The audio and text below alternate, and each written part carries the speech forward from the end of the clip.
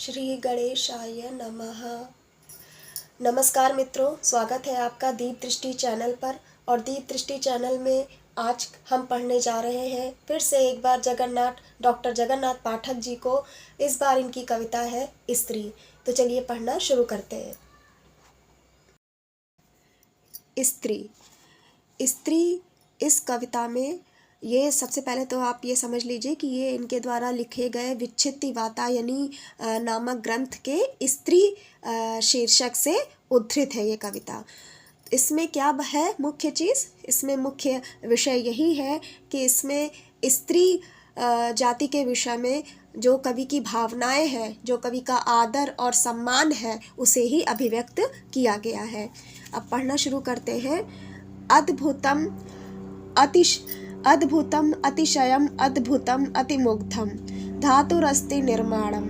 कि धातु यानी विधाता का, ब्रह्मा का, सृष्टिकर्ता का निर्माण है। अस्ति माने है, निर्माण है। अद्भुतम अद्भुत है, अतिशयम अतिशय अद्भुत है, अद्भुतम अतिमुग्धम और अत्यधिक लुभावना है, मुग्ध करने वाला है, मोहित करने वाला है, या कह सकते हैं भोला भाला है।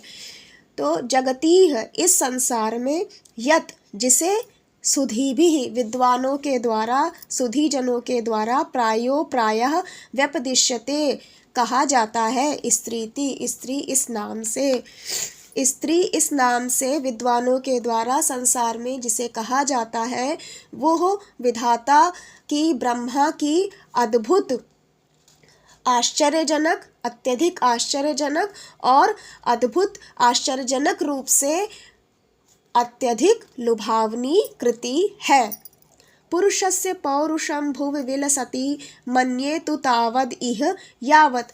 पुरुष का पौरुष भूवि पर यानी कि पृथ्वी मंडल पर, भूमंडल पर, विलसति विलसित होता है, सुशोभित होता है। मन्ये मुझे ऐसा प्रतीत होता है, नु तावद ही यावत तभी तक प्रतीत होता है जब तक यष्टि कहते हैं छड़ी को, यष्टि कनकमयीयम परितस्तम नृत्यति स्त्रीति। जब तक कनकमयी, यह स्वर्णमयी छड़ी परितः चारों ओर, तम उसके, नृत्य करती है, उसके चारों ओर रहती है। ये स्त्री नाम की छड़ी, उसके स्वर्णमयी छड़ी उसके चारों ओर नृत्य करती रहती है, तभी तक पुरुष का पौरुष संसार में सुशोभित होता है। यानी कि पुरुष, कहने का तात्पर्य है कि पुरुष स्त्री के बिना अपूर्ण है, अधूरा है। इसको आगे और स्पष्ट करेंगे।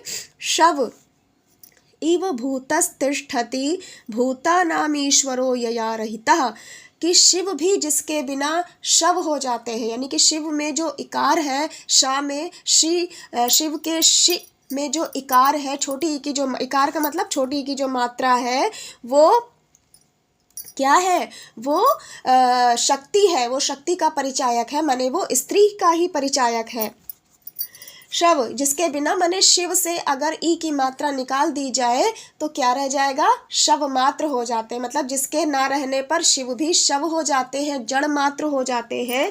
ऐसे इस मतलब शव इव भूतस्तिष्ठति, शव के समान स्थित रहता है। भूता नाम ईश्वर हो, माने शव के समान स्थित रहता है, जो भूतों का ईश्वर है, जो सर्वेश्वर है, परमेश्वर है, भगवान शिव। वो भी जिस इकार से यानी कि शक्ति से, स्त्री से रहित होने पर शव मात्र, जड़ मात्र हो जाते हैं, माने शिव शक्ति के बिना शव है, हो जाते हैं। प्रेमणा तस्य शरीरार्ध हरा सा काचन स्त्रीति। प्रेम पूर्वक जिसके शरीर के आधे भाग को हरा, ले लिया, वो कोई स्त्री ही है। यहाँ पर जो भगवान शिव का अर्धनारीश्वर रूप है, जिसमें शिव और शक्ति साक्षात एक साथ मिले हुए अभेद रूप में दिखाई देते हैं, उसी अर्धनारीश्वर स्वरूप को वंदित किया गया है। ज्ञातारो बहवीनां विद्यानां भुवि मयेह संदृष्टाः। कि बहुत सारी अनेक प्रकार की विद्याओं को ज्ञातारः यानी कि जानने वाले मुझे इस संसार में संदृष्टाः माने दिखाई देते हैं।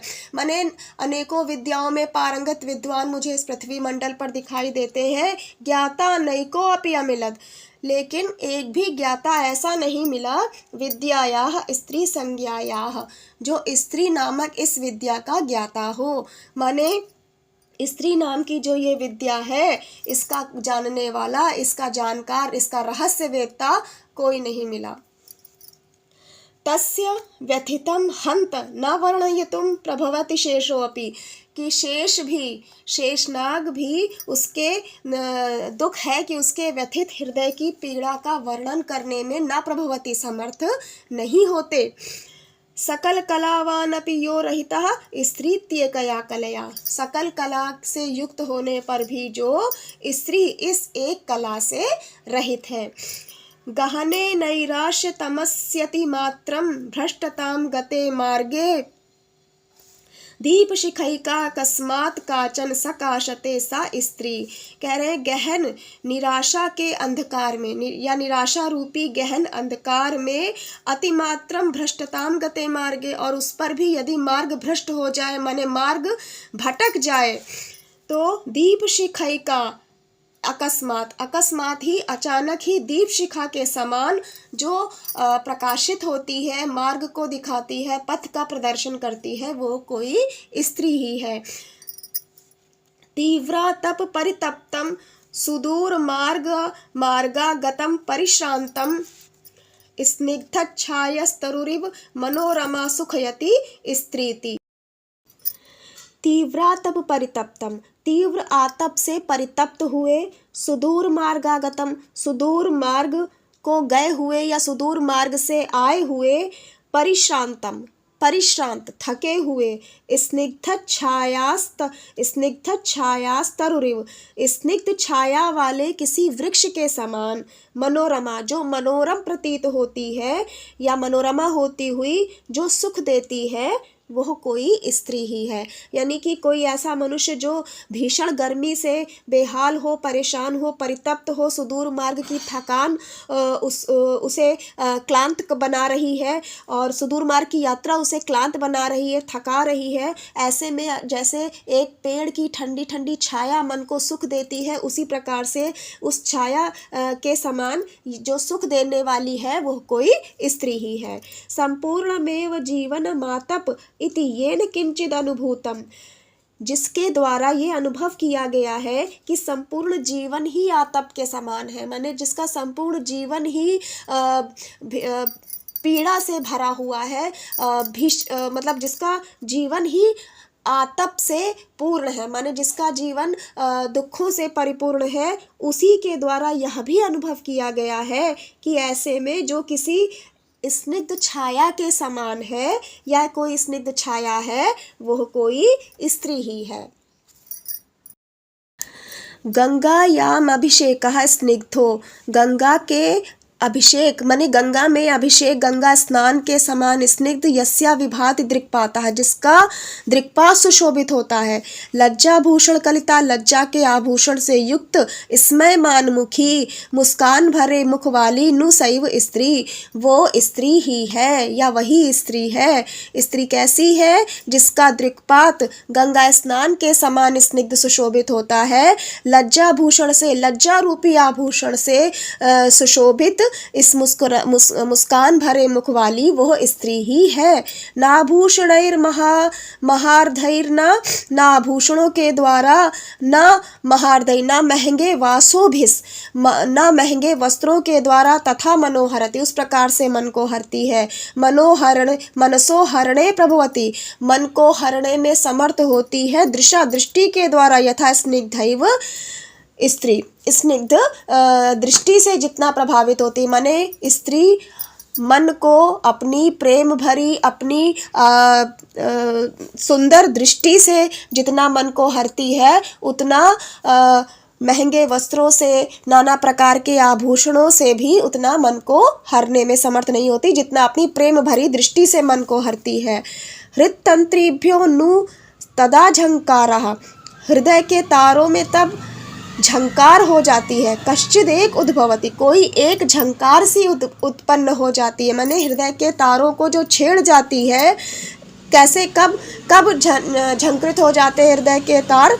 स्पृशति यदैवा कस्मादेकांते स्त्रीति शब्दोऽयम्, जब स्त्री यह शब्द स्पर्श करता है, कानों में जब स्त्री यह शब्द स्पर्श करता है अर्थात प्रवेश करता है, तो अकस्मात ही, अचानक ही, एकांत में हृदय के तारों में झंकार कोई उत्पन्न हो जाती है, माने हृदय के तार झंकृत हो जाते हैं।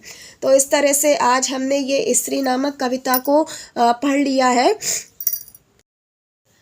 तो दोस्तों आज हमने स्त्री इस कविता को पढ़ लिया है और डॉक्टर जगन्नाथ पाठक जी की दोनों कविताओं के अर्थ कंप्लीट हो चुके हैं।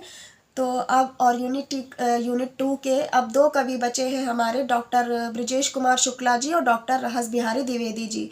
तो आगे के वीडियोस इन्हीं पर आधारित होंगे। हमारे वीडियोस लगातार देखते रहिए, लाइक करते रहिए, शेयर करते रहिए और चैनल को सब्सक्राइब ना किया हो तो प्लीज़ सब्सक्राइब कर दीजिए और कमेंट इसके आगे आप लोग जानते हैं।